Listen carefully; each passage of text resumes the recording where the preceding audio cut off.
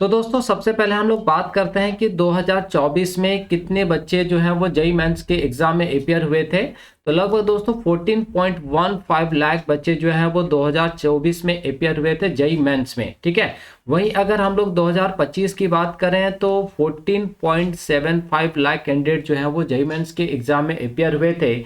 लेकिन अगर हम लोग 2026 की बात करें कि सेशन 1 और सेशन 2 दोनों में मिला के कितने बच्चे अपियर हो सकते हैं, तो लगभग दोस्तों 15.5 से 16 लाख के आसपास जो है वो बच्चे अपियर हो सकते हैं। ये एक्सपेक्टेड डाटा है ना, कि लगभग 15 लाख के आसपास जो बच्चे आपको देखने को मिलेंगे। तो यहाँ पे आप जब इन डाटा को देखोगे दोस्तों तो ईयर बाय ईयर जो है वो नंबर ऑफ कैंडिडेट जो है वो ज़्यादा अपियर हो रहे हैं। तो मेनली यहाँ पे होता क्या है कि जो आपका ओपनिंग और क्लोजिंग रैंक होता है ब्रांच वाइज, उसमें थोड़ा सा यहाँ पे डिफरेंस जो है वो देखने को मिलता है। ठीक है, तो जब हम यहाँ पे डाटा पर बात करेंगे ना तो वो सारी चीज़ें आप सबों को क्लियर हो जाएगा। और अगर आप वाकई में एनआईटी सूरतकल में एडमिशन लेने का सपना देख रहे हैं तो ये वीडियो आपके लिए बहुत ही इंपॉर्टेंट होने वाला है, यानी एक तरह से रामबाण होने वाला है, क्योंकि यहाँ से आपको क्लियरिटी मिल जाएगा दोस्तों कि आपका जो भी रैंक आएगा उस रैंक के बेसिस पे आपको कौन सा ब्रांच मिल सकता है और क्या आप एक्सपेक्ट कर पाएंगे। ठीक है, चलिए तो सबसे पहले अब हम लोग यहाँ पे डाटा पर बात करते हैं। तो यहाँ पे आप देख सकते हैं दोस्तों academic program name, quota, seat type, calendar, opening rank, closing rank. तो यहाँ से जो भी आप इधर डाटा देखोगे तो ये आपका 2024 का है और इधर जो डाटा है दोस्तों ये आपका 2025 का है। ठीक है, तो यहाँ पे जो हम कोटा की बात करें दोस्तों वो ओएस कोटा के लिए बात कर रहे हैं, है ना। ओएस कोटा वो कोटा होता है जिसके हेल्प से आप अपने स्टेट के एनआईटी को छोड़कर किसी भी अदर स्टेट के एनआईटी में एडमिशन ले सकते हो। ठीक है, और जो सीट टाइप है वो आपका ओपन है और जेंडर यहाँ पे जेंडर न्यूट्रल यानी ओपन कैटेगरी के लिए फाइनली दोस्तों हम यहाँ पे बात करने वाले हैं। ठीक है, अगर आपको किसी पर्टिकुलर कैटेगरी से रिलेटेड वीडियो चाहिए तो वो आप हमारे कमेंट बॉक्स में कमेंट कर सकते हैं। ठीक, तो सबसे पहला जो ब्रांच है वो है आपका आर्टिफिशियल इंटेलिजेंस। तो 2024 में ओपनिंग जो रैंक रहा था दोस्तों वो था आपका 2138 रैंक, जबकि क्लोजिंग रैंक जो था वो आपका 2594 रैंक था। वहीं अगर आप 2025 की बात करें तो ओपनिंग जो रैंक था दोस्तों वो आपका 2060 और जो क्लोजिंग रैंक था दोस्तों वो आपका यहाँ पे 2650 था। ठीक है, तो चॉइस फिलिंग के वजह से थोड़ा सा यहाँ पे जो है वो डिफरेंस देखने को मिल जाता है। कभी कभी बच्चे जो है वो चॉइस फिलिंग थोड़ा सा ऊपर नीचे करते हैं, है ना, प्रेफरेंस 1 प्रेफरेंस 2, उसके वजह से थोड़ा सा यहाँ पे जो ओपनिंग और क्लोजिंग रैंक होता है उसमें थोड़ा सा यहाँ पे डिफरेंस देखने को मिलता है। लेकिन अब जब आप 2024 और 25 दोनों के डाटा को देख लिए तो देखने के बाद आपको अब यहाँ पे प्रॉपर आइडिया आ चुका होगा कि आपका सेफ रैंक क्या होना चाहिए आर्टिफिशियल इंटेलिजेंस के लिए 2026 में।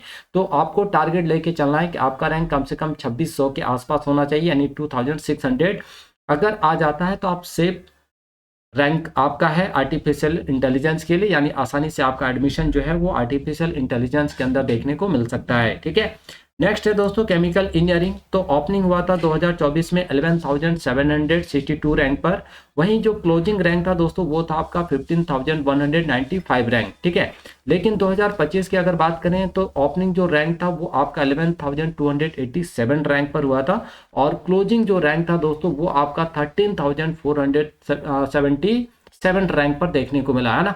तो लगभग आपको यहाँ पे लेके चलना है कि आपका जो सेफ रैंक है केमिकल इंजीनियरिंग के लिए तो वो 13 से 14,000 के अराउंड अगर आपका आ रहा है तो कोई दिक्कत आपको 2026 में नहीं होने वाला है। ठीक है, नेक्स्ट है सिविल इंजीनियरिंग।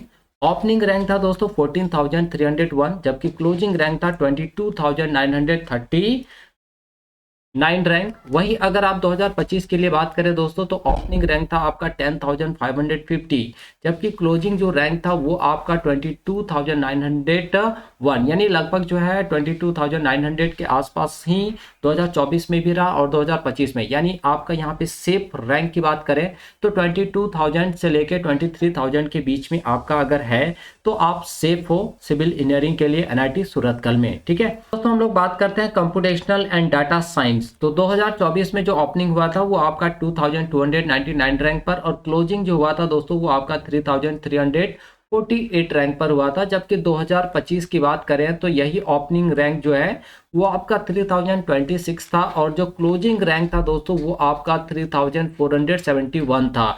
यानी अगर आप कंप्यूटेशनल एंड डाटा साइंस के लिए 2026 में सेफ रैंक की बात करें तो वो आपका जो है वो 3300 के आसपास जो है रहने वाला है। ठीक है, तो अगर इतना आपका रैंक आ जाता है तो आसानी से आपका admission computational and data science branch के अंदर जो है देखने को मिल जाएगा। नेक्स्ट है कंप्यूटर साइंस एंड इंजीनियरिंग, सबसे ड्रीम ब्रांच होता है और हर बच्चे का सपना होता है कि टॉप एनआईटी में उनका एडमिशन जो है सीएसई में हो जाए।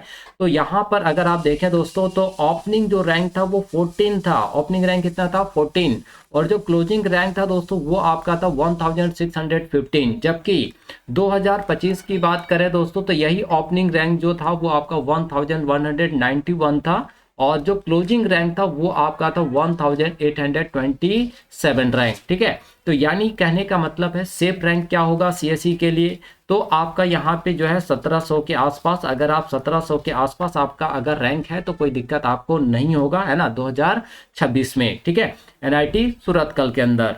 नेक्स्ट है इलेक्ट्रिकल एंड इलेक्ट्रॉनिक्स इंजीनियरिंग, तो ओपनिंग हुआ था दोस्तों 5368 रैंक पर और क्लोजिंग हुआ था 7132 रैंक पर, जबकि 2025 की अगर बात करें तो यही ओपनिंग रैंक आपका 4787 था, जबकि क्लोजिंग रैंक जो है वो आपका 6872 था, है ना। तो लगभग आपको यहाँ पे टारगेट लेके चलना है कि आपका सेफ रैंक क्या होगा, तो 7000 के आसपास, है ना। अब देखिए यहाँ पे थोड़ा बहुत वेरिएशन जो होता है वो हमने आपको पहले ही बताया, चॉइस फिलिंग की वजह से जो है दोस्तों वो वेरिएशन देखने को मिलता है। ठीक है, नेक्स्ट है इलेक्ट्रॉनिक्स एंड कम्युनिकेशन इंजीनियरिंग, तो ओपनिंग हुआ था दोस्तों 1991 रैंक पर और क्लोजिंग हुआ था 4227 रैंक पर, जबकि 2025 की बात करें तो यही ओपनिंग जो है वो आपका 2019 रैंक पर हुआ था, जबकि क्लोजिंग जो है वो आपका 4347 रैंक, यानी सेफ स्कोर की बात करें तो 4300 के आसपास आपका सेफ रैंक रहने वाला है 2026 में। ठीक है, नेक्स्ट है आईटी इंफॉर्मेशन टेक्नोलॉजी, तो ओपनिंग हुआ था 1697 रैंक पर और क्लोजिंग जो हुआ था वो आपका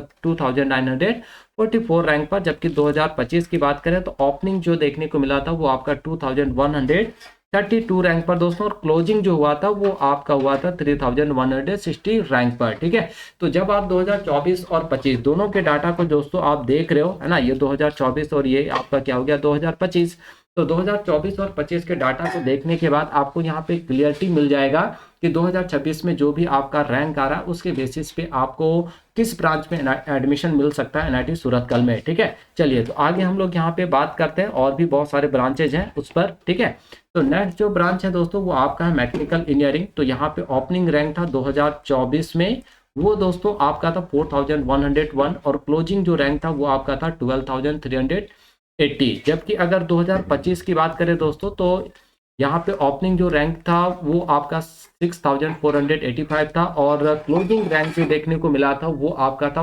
11950। ठीक है, तो लगभग आपको यहाँ पे सेफ रैंक की बात करें कि 2026 में क्या हो सकता है तो 12000 मान के चलिए, है ना, कि 12000 तक आपका अगर रैंक आ जाता है तो मैकेनिकल इंजीनियरिंग के अंदर आपका एडमिशन दिख जाएगा, है ना, आसानी से एनआईटी सूरतकल में।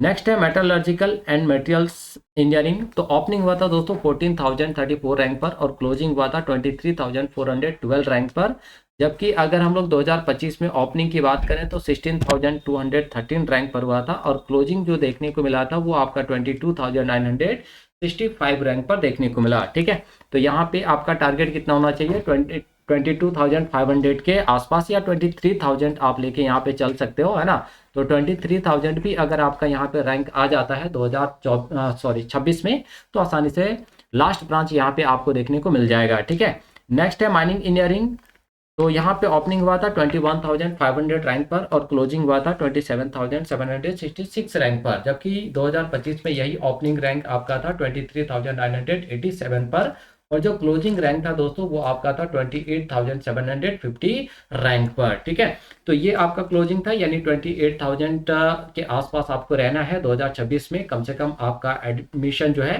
वो एनआईटी सूरतकल के अंदर सबसे लोवेस्ट ब्रांच में हो जाए। ठीक है, तो अब हम लोग यहाँ पे बात करते हैं 2026 की एनआईटी के लिए, एनआईटी सूरतकल के लिए हमारा सेफ स्कोर क्या होगा, है ना।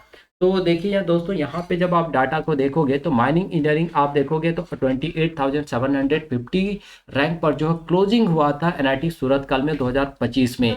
वहीं अगर 2024 की बात करें तो 27,766 रैंक पर जो है क्लोजिंग देखने को मिला था एनआईटी सूरतकल में। लेकिन वही अगर हम लोग थोड़ा सा प्रीवियस डाटा में जाएं तो सबसे हाईएस्ट रैंक जो है ना दोस्तों, वो आपको यहाँ पे जो है माइनिंग इंजीनियरिंग के अंदर ही देखने को मिलेगा। ठीक है, तो लास्ट जो आपका ब्रांच अगर आप बोल सकते हो तो ये हमारा क्या है, माइनिंग इंजीनियरिंग, जहाँ पे 2025 में 28,750 रैंक पर जो है वो एडमिशन देखने को मिला था। यानी लास्ट जिनका रैंक 28,750 था उन्हीं को जो है लास्ट एंट्री मिला था एनआईटी सूरतकल में, है ना। तो अगर आप 2026 में सोच रहे हैं कि कम से कम हमारी एंट्री हो जाए एनआईटी सूरतकल के अंदर, भले हमें सीएससी ना मिले या आर्टिफिशियल इंटेलिजेंस या कोई ड्रीम ब्रांच ना मिले, तो कम से कम हमें हमारी एंट्री हो जाए, तो आप सोच सकते हैं कि 2026 में आपका कितना टारगेट होना चाहिए, यानी कितना रैंक आपका होना चाहिए और क्या आपका सेफ रैंक है। ठीक है, तो 28,000 जो है दोस्तों यहाँ पे आपका जो है सेफ रैंक है। अगर आपका 2026 में 28,500 या 700 के आसपास भी रहता है तो कोई दिक्कत नहीं है। ठीक है, और अगर इससे आपका ऊपर जाता है 29,000 से अगर आपका ऊपर आ रहा है तो फिर यहाँ पे रिस्की है, आपको चांस मिल भी सकता है और नहीं भी मिल सकता है। ठीक है, तो आपको ध्यान रखना है कि आपका रैंक कितना आना चाहिए, कम से कम 28,000। अगर आपका वाकई में सपना है एनआईटी सूरतकल तो आपको कम से कम इतना रैंक लेकर आना पड़ेगा 2026 में, ताकि आपकी लास्ट एंट्री सबसे लोअर ब्रांच में हो पाए। ठीक है दोस्तों, तो ये था NIT Surathkal JEE main 2026 expected cutoff और रैंक एनालिसिस। ध्यान रखो ये ऑफिशियल कटऑफ नहीं है दोस्तों, लेकिन previous year trends plus competition level पर बेस्ड ये रियलिस्टिक एस्टिमेट है। अगर तुम्हारी रैंक सेफ जोन के आसपास है तो एनआईटी सूरतकल का सपना जिंदा है। वीडियो हेल्पफुल लगा हो दोस्तों तो लाइक करो, सब्सक्राइब करो, और ऐसे ही रियल और ऑनेस्ट अपडेट के लिए और कमेंट में अपनी रैंक बताओ, मैं आप बताऊंगा एनआईटी सूरतकल पॉसिबल है या नहीं। All the best for JEE main 2026। Focus रखो, प्रेशर नहीं।